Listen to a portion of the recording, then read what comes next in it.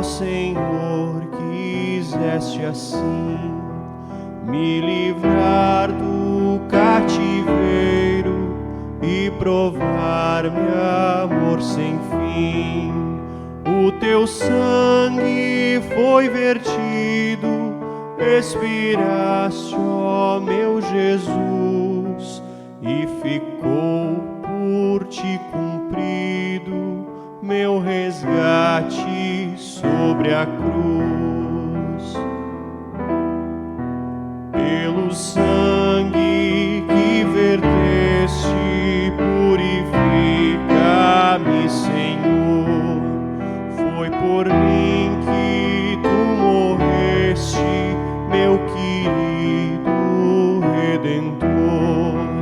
Vem liberto, atribulado, a sofrer na escuridão deste abismo do pecado, desespero e maldição. Teu favor, Jesus bendito, minha vida guarde aqui. Teu amor que é infinito, vem unir-me sempre a ti. Dá-me força, ó Cristo amado, que eu resista ao tentador e não ame o vil pecado da tua morte causador.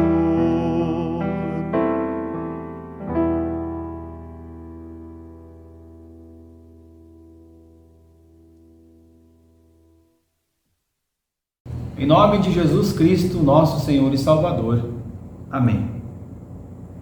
Está consumado. Estas foram as últimas palavras de Jesus antes da sua morte. Mas o que está consumado de fato? Sim, o terrível sofrimento de Jesus está consumado. A sua agonia, o seu sofrimento no jardim do Getsêmani está consumado.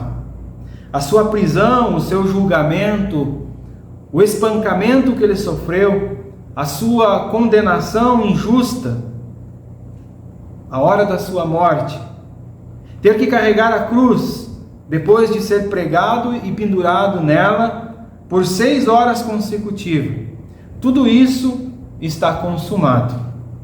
O seu sofrimento, a sua dor, a escuridão e a sua morte estão consumadas. E sinceramente eu acho que nós podemos nos identificar com tudo isso. Quando nós vivenciamos sofrimento, dor ou escuridão, nós damos graças quando tudo isso acaba. Quando nós superamos, quando tudo isso chega ao fim. Pode até ser bom quando a morte finalmente chega para uma pessoa que está sofrendo há muito tempo, uma pessoa que está acamada, adoecida há anos, então a morte chega e aquele é um momento, de certa forma, de alívio. Esse é certamente o caso quando nós olhamos para Jesus na cruz, sofrendo até o momento da sua morte, e quando ela se aproxima, ele diz: está consumado. É em torno disso que nós nos reunimos nesse momento de culto. É em torno da cruz de Jesus. Um instrumento de sofrimento, um instrumento de dor, de tortura, de escuridão, um instrumento e um lugar de morte. Um lugar onde ouvimos as palavras dos evangelistas sobre a morte de Jesus. Porém, não foi apenas a vida de Jesus que acabou nesse estar consumado. Algo mais acabou junto com o sofrimento de Jesus. Algo mais acabou junto com a sua dor, junto com a escuridão e a morte. Junto com tudo isso, está consumado, acabou definitivamente um pagamento que precisava ser feito. Além da cruz ser um lugar de morte, Jesus fala palavras de vida a partir dela. Ele disse: tetelestai, ou está consumado. Essa, para nós cristãos, é sim uma palavra de vida, porque ao ouvir as palavras de Jesus, nós lembramos que nós estamos mortos na fragilidade desse mundo.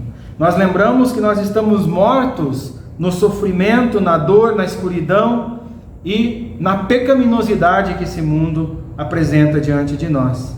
Nós estamos mortos em nossa própria fragilidade, em nossa própria dor. Nós estamos mortos em nossos próprios sofrimentos e por isso vivemos a escuridão da morte todos os dias. Estamos mortos em nossos pecados. Na verdade, é exatamente isso que causa a morte. Romanos capítulo 6 diz que o salário do pecado é a morte. Basicamente, a morte é o que nós ganhamos como pagamento por tudo aquilo de ruim que nós fazemos, por todos os nossos pecados que cometemos. A morte é o salário merecido. É o que você e eu recebemos. Nós recebemos porque nós fazemos coisas terríveis a nós mesmos e a outras pessoas. O preço por tudo isso é a morte. E se você pensa que não, eu posso garantir a você que a morte espera a você e também espera a mim. Você e eu jamais podemos escapar dela. Toda dívida deve ser paga. Todos nós temos pagamentos a fazer. Às vezes os pagamentos das nossas dívidas aqui neste mundo, eles levam tempo demais. Eles levam meses, talvez anos ou décadas para serem concluídos. Quando nós fazemos um financiamento, por exemplo, nós passamos uma vida inteira pagando o preço por algo. Eu sei que é frustrante, eu sei que é exaustivo e até mesmo ter que pensar nessas contas que a gente tem que pagar. Não só contas materiais, mas contas emocionais, psicológicas, uma conta de uma palavra de honra não cumprida. Mas em seu sofrimento, morte, escuridão e dor, Jesus concluiu o pagamento de uma conta que nós jamais seríamos capazes de concluir. Uma conta que não é material, uma conta que não é simplesmente psicológica ou moral aqui entre irmãos nessa terra, mas a conta pelo preço dos nossos pecados. Jesus paga o que nós não podemos pagar. Não podemos pagar o que é exigido por Deus por causa da nossa pecaminosidade. E a pergunta é, mas por que Jesus então paga? Por que Ele precisa pagar? Justamente pelo que eu acabei de dizer. Nós, por nosso mérito, por nossa força, não temos condições de pagar o preço dessa conta. Estamos cheios de conta com Deus. Conta por ignorar a palavra dele, conta por andar contra aquilo que a palavra de Deus diz que nós devemos fazer. Nós temos uma conta por Deus por nos rebelarmos contra ele. Estamos cheios de ações malignas contra o nosso próximo. Nós estamos cheios de palavras ofensivas, pensamentos que são detestáveis, desejos vingativos e intenções impuras com o nosso próximo, com pessoas que convivem conosco ou pessoas mesmo desconhecidas, e os nossos pensamentos vão além daquilo que Deus espera de nós. Estamos cheios de egoísmo, enfim, nós estamos cheios de pecado, cheios de culpa. E se Jesus é o Filho de Deus, sem pecado, que não cometeu crime nem pecado algum neste mundo também, que foi injustamente preso e falsamente julgado, que foi horrendamente condenado à morte por crucificação, então ele não está morrendo na cruz, não está consumando essa obra da salvação ou completando algo para si mesmo. Não é um pagamento em seu benefício, não é para o benefício próprio. Jesus se entrega à morte porque ele precisa pagar uma conta que não é dele, uma conta que é minha e que é sua. Jesus precisa completar a obra da salvação, entregando-se à morte para consumar o pagamento da nossa dívida, pagando com a sua vida e nos dando vida eterna. Sim, Jesus morreu para terminar aquilo que é exigido por Deus por causa do nosso pecado. Ele morre para pagar o preço. Ele morreu para perdoar todo aquele que nele crê. Ele morreu para pagar o que precisa ser pago. Por isso, no alto da cruz, ao concluir a obra da salvação, Jesus disse: está consumado, está completado. Sim, o salário do pecado é a morte, como eu disse antes. Mas ouça também esses versículos de Colossenses capítulo 2, que diz assim: estando vocês mortos em seus delitos, Deus os vivificou juntamente com Cristo. Ele nos perdoou todos os pecados, cancelando a dívida que nos era contra nós e nos condenava. Ele a removeu, pregando-a numa cruz. Você ouviu isso? Ouviu de verdade? Jesus removeu a dívida do seu pecado. Jesus removeu a dívida do meu pecado. Ele pegou a nossa dívida e pregou ela numa cruz. Esse pagamento está completamente realizado. Esse pagamento está consumado. Novamente, eu lembro que a cruz, um instrumento e lugar de execução, um lugar de morte, onde o nosso Salvador entrega a sua vida. Mas é nessa mesma cruz, que onde está sendo finalizado o pagamento da dívida que era nossa. A cruz, então, que antes era vista apenas como um objeto de tortura, de morte, de sofrimento e agonia, agora ela é vista em Cristo como o lugar que nos dá vida.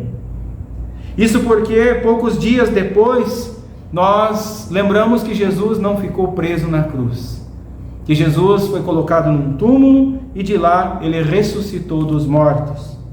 Portanto, as palavras "está consumado" são uma palavra de vida para nós.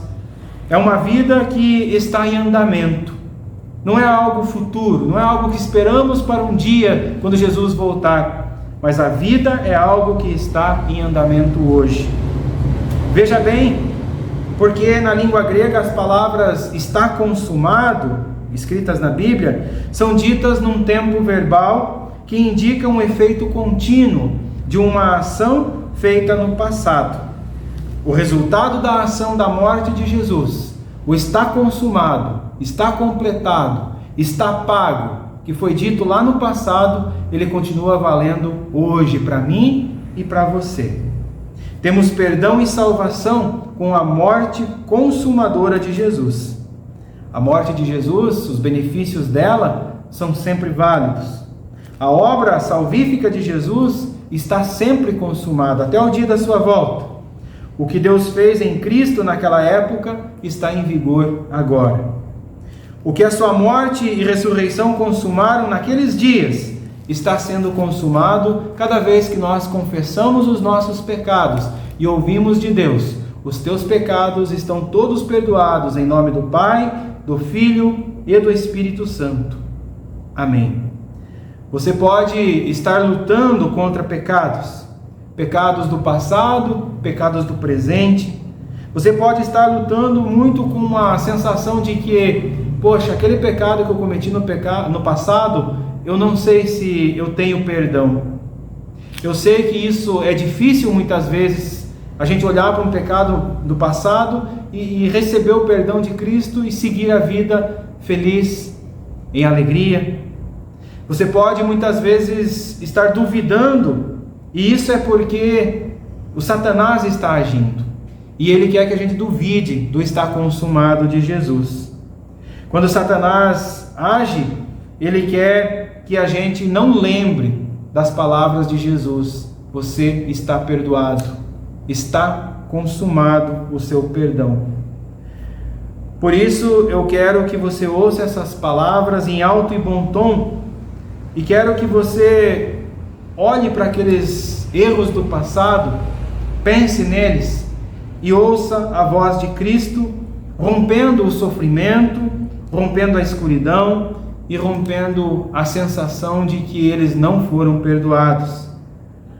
Escute a voz de Jesus, ouça em alto e bom tom o que ele disse e continua dizendo hoje: teus pecados estão perdoados, está consumada a obra da salvação. Que o nosso Deus triuno, Pai, Filho e Espírito Santo esteja sempre diante de nós, diante das situações que nós necessitamos confessar o nosso pecado e ouvir o está consumado de Jesus.